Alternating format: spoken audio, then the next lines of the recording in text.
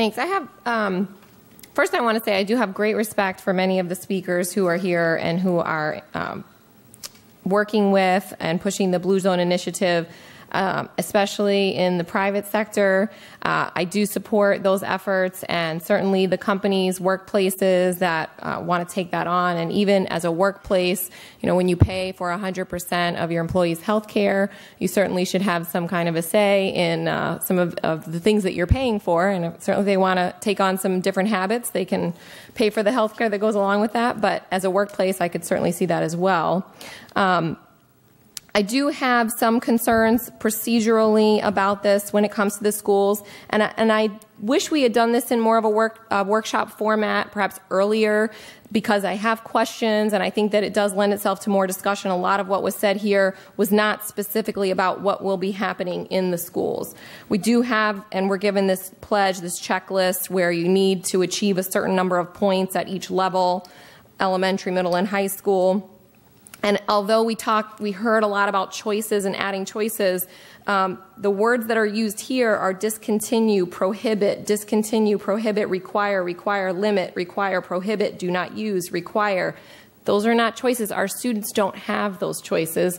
The students are under, and in turn the parents, they don't have the choice. The student is going to that school. If the school adopts this, there is no choice for that student or that parent, unfortunately. So that is where I have an issue. I was wanting to ask Mr. Fishbane if you had evaluated these potential actions, policies, for whether it is a board policy level issue or an administrative issue, if these decisions are made at the school level. I have not. I mean, the issues we have right now involve many of our policies are in place which we follow. I do not hear at this point that the initiative is policy-based insofar as that it's going to affect our actual rule. And I have made it clear that if there's an issue in which we're concerned that the impact of an external document would affect the policies in place, then absolutely the board would have to weigh in on that. But if it's the will of the board, I can go over everything and see what its policy implications are and report back. But from what I've heard so far, it's voluntary. I don't hear demands that are altering the language, widening the scope. What I hear is it's acting in tandem with existing policies and practices that are in place. But again, if your direct question, I believe you and I once spoke about this, is that if it will have the effect of changing the language or altering the way our own policy, that would concern me, and I would feel that the board would have a right to review that. So and I had asked you about the blueprint, whether you had looked at that, but this is different, I believe. So, I think you and I had part of the conversation was, and you expressed a very real concern that I happen to agree with you with. You cannot have external documents or programs that, whether overtly or impliedly, are going to expand or contract existing policy language. That's right, and I'm not talking about that right now. Okay. I'm actually talking about the pledge checklist, which my assumption is that this is given to the schools, as has been said, and the school principal can say, here's the ways I'm going to achieve these points so that my school can be a blue zone school. So there are specific items in here. For instance, ensure all foods served outside of school hours meet USDA Smart Snacks nutrition standards, including after-school fundraisers, concession stands at sporting event, etc. Right now, that's not aligned with our policy, goes further than our policy. So I would want you to look at those items to see, is that something that should be addressed by the board? And that way, when you do have principals choosing from these checklists, they know what is in their purview and what would require a move on the board. The answer is pretty simple on those. They're not required. Those are choices at a school. There's nothing in here that's not in our existing policies that you would have to change. So if a school chose to do that, that's a school's choice. We are pretty realistic here. Do you think I think any one of our schools, especially a high school, is going to choose those 3 points? They're never going to not sell pizza at the football game. Let's be realistic here. It goes back to the Shula Steakhouse. They're not going to give up their 46-ounce steak, you know. So yeah, I those think things for will me, not come to your policy issues. looking at the number of points required and trying to add up, if I were a school, how do I get to those points based on what's here that wouldn't have to come back to the board or that doesn't, in my opinion, overstep family choices. And I have a hard time getting to that point. That's why I'm trying to understand, there may be many items like that where you say, well, they're probably not going to choose it. When I look through this list and take out those items that I think they're not going to choose it or it would require board action, you don't get to the number of points that are needed for a blue zone school, which is why I feel that this is an important conversation at the board level, because in order for the principals to make those choices, it would, and to get to those points, I think it would require us to amend policies. I think I hear you asking if a given principal followed all the criteria or requirements, would it have the effect of going beyond existing policy? True? Yes. Okay. Yeah. So I would like for this document of checklist for you to take a look at that to determine. Okay. Let me just say, since all of you operate as a board, is it a consensus of the board that I have a look at all of that as suggested by Board Member Donalds? Yes. I don't know that I want you to spend your time on that. I believe that those are choices, and I believe that those choices need to be site-based. They need to be a discussion among parents, teachers, and the principal at that school, not made at a board level dictating to the schools what they can do to be part of the process. Okay, so if something on here goes beyond board policy, or maybe it's not in conflict, but our policy states it a certain way, and this goes beyond that, you would be okay with allowing principals to make a policy decision? That's not what I said, Ms. Donalds.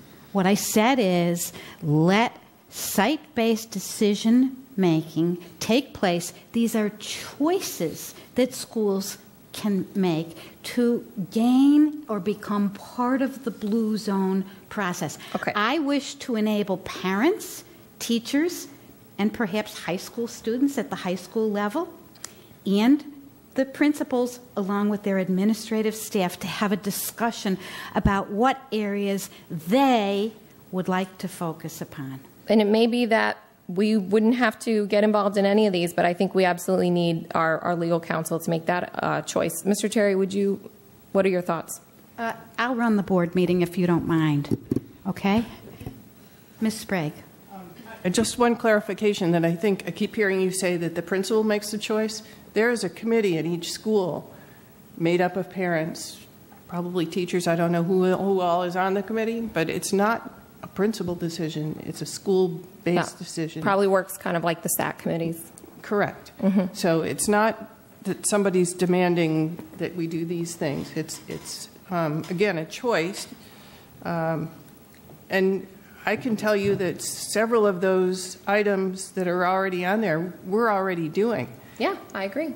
I don't think it takes very long to look through these. There's just 32, I think, items that it wouldn't take very long for Mr. Fishbane to look at. I can't understand why you wouldn't want to review it in accordance with our policies. But we don't review documents that offer choices. I mean, within our schools? I mean, that offer choices? These are policy. I mean, this one is called policy. Implement and enforce at least one policy in this section. We already do. Policies. How do you know that?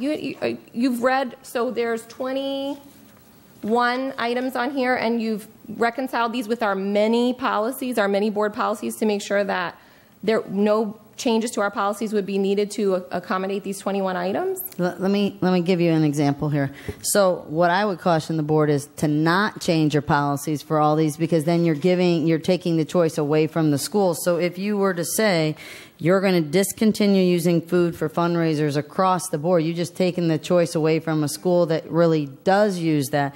If you were going to say ensure that all food served outside the school hours meet the USDA Smart Snack, including after school, now you've taken that choice away from the school. So the more policies you put in place, the harder you know, then you become the people saying this isn't an individual school by school, community by community look. It's really a blue zone. Here are the 28 points that you're going to get because the board's established those.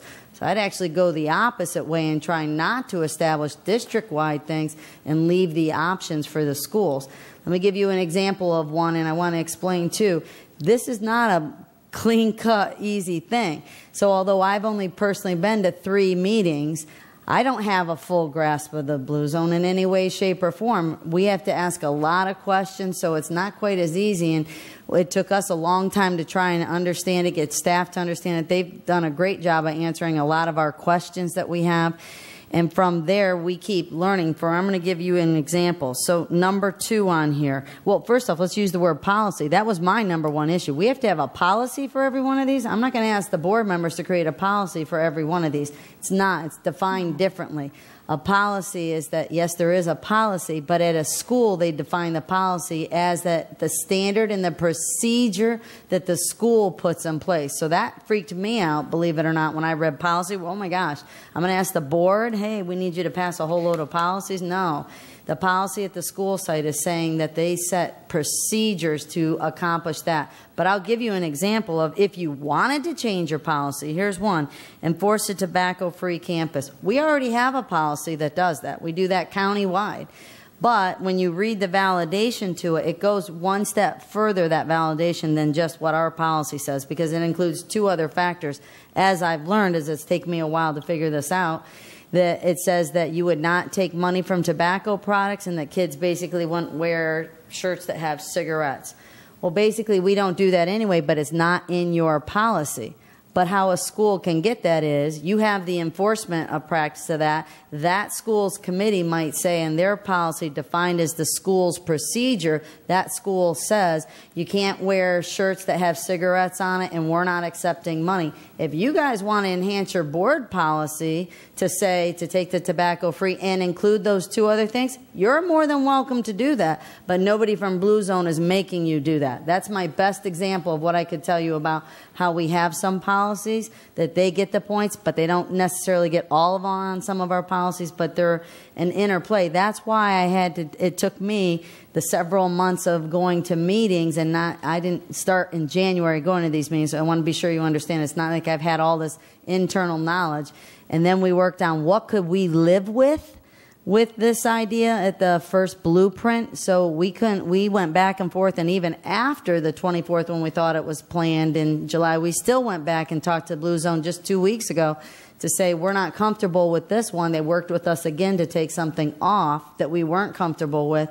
So that's why we weren't able to bring it to the board, because it's been a very process. They also expanded from where the original thought in that downtown Naples area, you know, which is why we had the 4 schools. As they expanded, we could actually include 12 schools in this first year. We chose to leave it, and they acknowledged our ask to say, could we just try it with the 4 first, not expand it to 12. So they've been very, very user-friendly, but that's an example of, I would not, again, encourage you guys to go adopting a lot of policies. Okay, I'm not asking to adopt policy. I'm asking for our board attorney, right, to look at this to make sure that it is fine along with our current board policy. Like, for instance, and bring these things back. I mean, what is a policy issue versus an administrative issue? Prohibiting children from bringing something from home for lunch. I mean, do we do that already? Because it says here, elementary and middle schools following 2013 USDA guidelines meet this pledge action, but I'm not aware of us prohibiting a parent from sending a drink to school. But that's what this is saying. But that's so we're going to allow a school. But a school may want to do that. Their community might say, you know what, I want to do that. And in my opinion, we shouldn't allow any of our schools to dictate to parents what they can send in their child's lunch. That is a policy issue. If we as a board want to make that kind of a drastic decision and infringement on our parents' rights, then let the board members sitting up here who are accountable to the public do that. Not a principal to say, you parents in my school, or a SAC-ish committee, say, a subset of people to say, you parents cannot send this in your child's lunch. I have a big problem with that, and I have a problem with some of these other prohibit and let's- requires. Okay. Let's